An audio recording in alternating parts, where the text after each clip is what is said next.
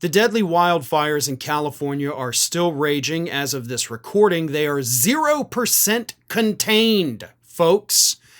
And because of the damage, because of the deaths, because of the devastation that we are seeing in California right now, the blame is flying.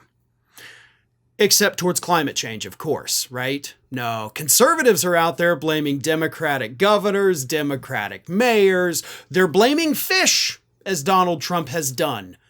They're blaming DEI for the lack of firefighters in the area. They're blaming everything other than climate change. And another group, by the way, that is escaping any kind of scrutiny right now is Nestle. More on that in just a minute, but let me read you some of this. This comes from Sarah Aniano, a disinformation analyst at the Anti-Defamation League Center on Extremism. She posted this on Blue Sky. Much like the discourse that followed the fires in Canada and Hawaii in recent years, conspiracy theorists are blaming the California fires on DEI, homelessness, anti-whiteness, and weather modification. Conspiracy theorists always recycle, and the internet always rewards. Journalist Wajahat Ali posted, "Conservatives and Donald Trump Jr. out here blaming the devastating fires on DEI. Not climate change or other environmental factors. Nope, DEI. They never miss an opportunity to be hateful."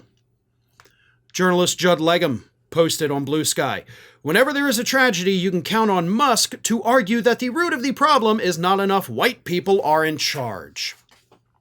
Jasmine Crockett got into it with a conservative commentator on CNN saying, quote, "I am so tired. And the fact that people actually decide that they want to engage in public service, whether it's sitting in Congress or whether it's serving on the fire department or the police department, should not be an issue. The fact is, stop trying to act as if only white men are the ones that are capable, because right now you're sitting at a table with 3 very capable black women." Public Citizen also fired back at the conspiracy theorists on social media saying, quote, "Climate change is making natural disasters like wildfires worse and more frequent. Full stop. But the far right doesn't like facts, so they'll blame everything else, even DEI and Ukraine. Instead, they'll keep letting big oil kill the planet and find a new scapegoat." Donald Trump himself has, of course, blamed Gavin Newscum, as he calls him. He's blamed the fish. We're trying to protect the fish, and we can't use the water because the fish live in the water. Here's the thing. There is a lot of blame to go around, even beyond climate change and Nestle. We do have, the city of LA has, of course, reduced the budget for the firefighters. They have a massive backlog of people wanting to be firefighters, but they haven't been able to hire them because they don't have the money. But there's actually not a lack of people on the ground fighting the fires. And it's not that there are necessarily water shortages either, to contradict what some folks are saying. Here's the thing. They got prisoners out there, prisoners that are making maybe $6 per day fighting the fires, which is typically what the state of California does when they have wildfires. Even if you had this whole backlog of people wanting to be firefighters hired, you still wouldn't have enough people, so they always turn to the prison and turn those people essentially into slave labor for $6 to $10 per day, not per hour, per day, putting their lives in danger, forcing them to do it essentially for almost no money at all. But as I said, and as Public Citizen correctly pointed out, climate change is the ultimate culprit here.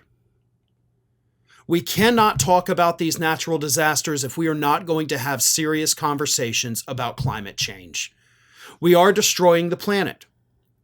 This is part of what comes along with that. Scientists have been telling us that for decades. We as a country, our leaders, just simply chose to ignore it, or to say that these scientists were lying for money, as if there's a lot of money in climate science. There is not. Trust me. But that is the number one culprit. As I mentioned, Nestle. For decades, Nestle was basically stealing water from the state of California. They had an agreement. We were allowed to take X amount of water, but they took way more than they were legally allowed to, and nothing happened to them. They have been taking water out of the state of California, bottling it up and selling it to you for decades. So if there is any kind of water shortage happening right now in LA, and to a degree there is, I mean, I know I said there wasn't, but there is a small degree of it. Don't blame the fish. Don't blame, oh, we didn't save the rainwater. Blame the corporations that have been stealing water from the state of California for decades. Okay? There is a lot of blame to go around. But put it where it belongs. But most importantly, make sure we take care of these people that have now lost everything. Insurance companies dropped fire coverage for many of these people right before the fires happened, like right before it happened. And I know you've seen the footage, oh, these celebrities, they have the money to rebuild. They're going to be fine. And some of them, by the way, are actually out there helping. They're doing everything they can as well.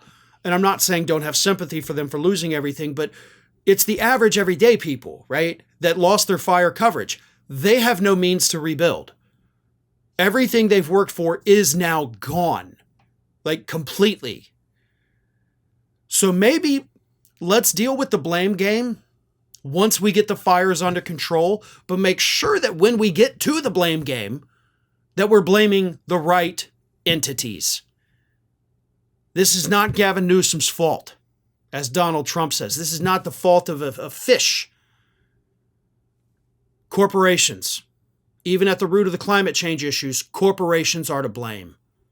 So let's make sure that those are the people that we hold accountable and place the blame at their feet, because they're the ones who've caused this.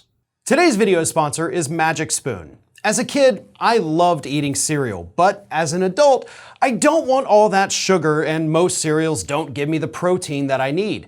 Then I found Magic Spoon, a nostalgically delicious cereal that tastes just like my childhood favorites, but without the sugar and with a ton of protein.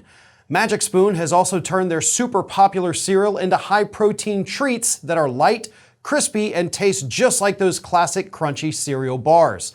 Magic Spoon's treats are so delicious and have already become my favorite before and after gym snack.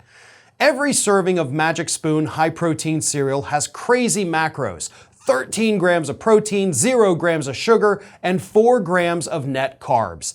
They also come in many nostalgic flavors like fruity, cocoa, cinnamon roll, peanut butter, birthday cake, chocolate chip cookie, and more. Magic Spoon's high-protein treats are crispy, crunchy, airy, and an easy way to get 12 grams of protein on the go. They come in mouth-watering flavors like marshmallow, chocolate, peanut butter, and dark chocolate. I personally love the treats as both on-the-go snacks between meals and as a tasty treat after dinner. They're a great alternative to those sugary comfort snacks that I'm used to reaching for before bedtime, and both their cereals and treats are great for people who are carb conscious. And right now, Magic Spoon has a great deal for our viewers. Get $5 off your next order of Magic Spoon. Just go to magicspoon.com/ROF. Or look for Magic Spoon on Amazon or in your nearest grocery store. That's magicspoon.com/ROF for $5 off.